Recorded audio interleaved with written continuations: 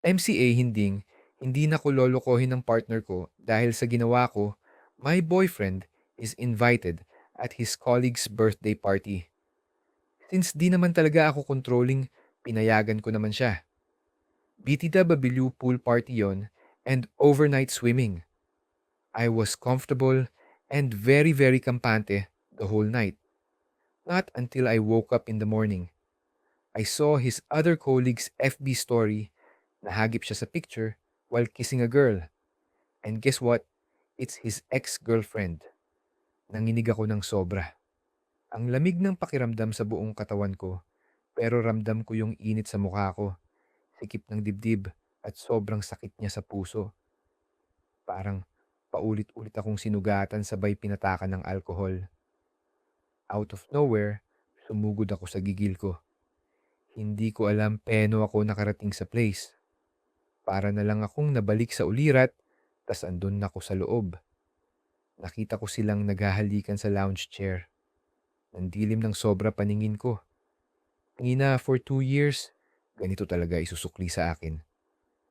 Pagkatapos ng lahat ng sakripisyo ko, walang ano-ano'y hinatak ko buhok ng ex niyang nagulat nang makita ako.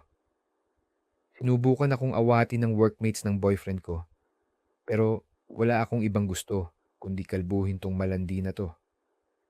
Wala siyang nagawa kundi kalmutin lang ng kalmutin braso ko. Hinila ko, lalo buhok niya sabay, tinulak ko siya sa pool. Nang lumapit sa akin ang boyfriend ko, ay sinampal ko agad siya ng malakas. Ang dami kong gustong itanong. Hindi ko alam ang mararamdaman ko.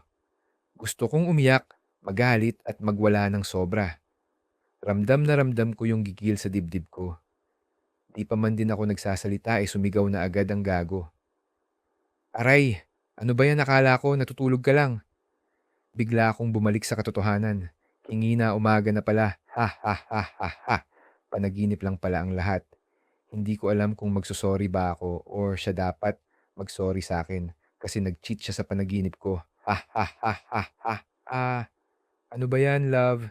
Tinititigan lang naman kita habang tulog ka. Nakatagilid kasi ako matulog, tas magkatapat pala mukha namin. Diyos ko, nagiiyak ako sa kanya at kinwento yung napanaginipan ko. Tawa lang siya ng tawa habang hawak pa rin yung pisngi niyang nasampal ko ng sobrang lakas.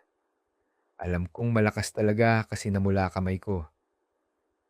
Wala naman akong balak lokohin ka or mag-cheat sa'yo. Pero tatandaan ko tong umaga na to.